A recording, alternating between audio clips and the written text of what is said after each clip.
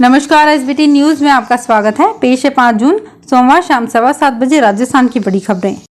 राजस्थान के मुख्यमंत्री अशोक गहलोत ने आज झुंझुनू जिले के खेतड़ी क्षेत्र को विश्व पर्यटन दिवस के मौके पर जयपुर से वर्चुअल उद्घाटन कर लेपर्ड सफारी की शुरुआत की है। कार्यक्रम के मुख्य अतिथि मुख्यमंत्री के सलाहकार एवं विधायक डॉक्टर जितेंद्र सिंह थे। विशिष्ट अतिथि पालिका अध्यक्ष गीता सैनी, पर्यटन निदेशक देवेंद्र सिंह, डीएफओ RK हुड्डा थे, जबकि कार्यक्रम की अध्यक्षता गज सिंह अरसीसर ने की।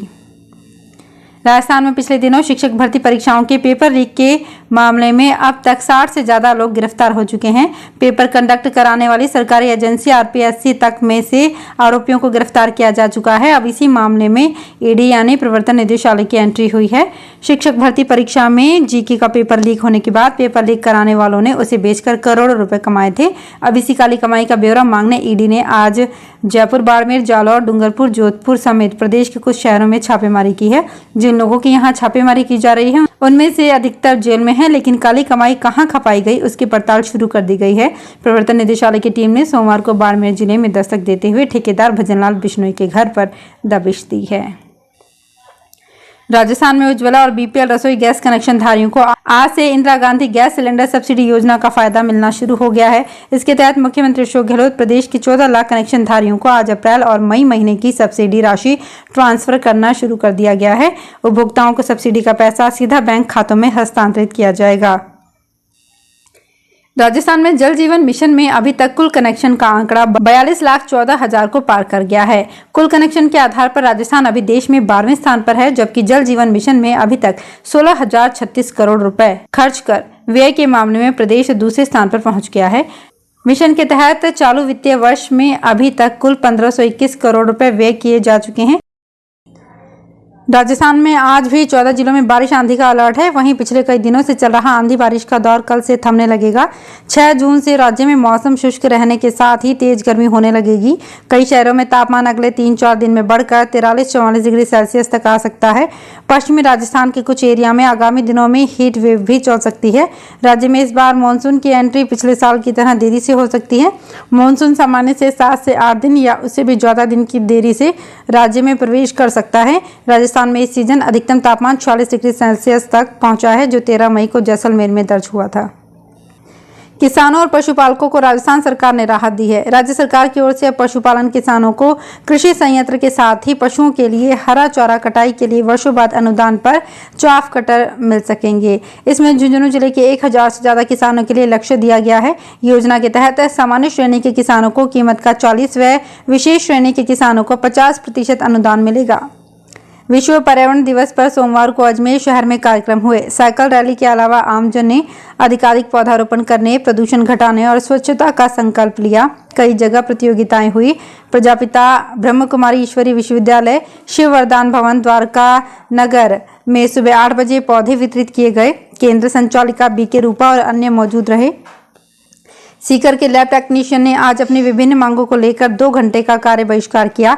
इस दौरान लैब टेक्नीशियन ने सरकार के खिलाफ जमकर नारेबाजी भी की। अखिल राजस्थान लैबोरेटरी टेक्नीशियन कर्मचारी संघ के सीकर जिलाध्यक्ष सत्येंद्र कुड़ी ने बताया कि लैब टेक्नीशियन लगातार मुख्यमंत्री जांच योजना के तहत लोगों की जाँच कर रहे हैं। लैब टेक्नीशियन की मांगों पर सरकार कोई सुनवाई नहीं कर रही।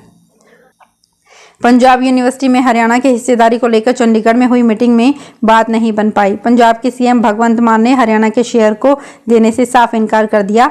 पंजाब गवर्नर बनवारी लाल पुरोहित की अध्यक्षता में 1 घंटे चली मीटिंग में हरियाणा के CM मनोहर लाल ने अपना पक्ष रखा, लेकिन पंजाब के CM ने सभी दलीलों को खारिज करते हुए हिस्सेदारी देने से मना कर दिया।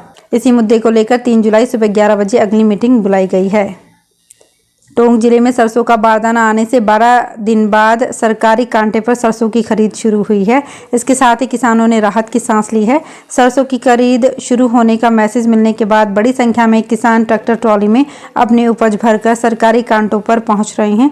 जिले में इस साल अप्रैल महीने में 29 खरीद केंद्रों पर समर्थन मूल्य पर चना और सरसों की खरीद शुरू हुई थी, लेकिन हर 10-15 दिन में कभी चना तो कभी सरसों का बारदाना खत्म हो जाता था, जिसके कारण समर्थन मूल्य पर खरीद नहीं हो पा रही थी। अलवर नगर परिषद जल्द ही नगर निगम बनने जा रही है। इसके लिए जिला प्रशासन, नगर परिषद और UIT के अफसर ढांचा तैयार करने में जुटे हैं। माना जा रहा है कि नगर निगम की आबादी करीब 5 लाख होगी। इसके लिए आसपास के करीब 60 गांवों को शहर में लाने की योजना है। आबादी के मुताबिक नगर निगम में 85 वार्ड होंगे। पूरा खाका प्रदेश सरकार के पास जाएगा। वहां से मंजूरी के बाद राज्यपाल पास करेंगे और फिर नोटिफिकेशन जारी होगा। इन गाँवों को निगम के दायरे में लाने का विचार किया जा रहा है।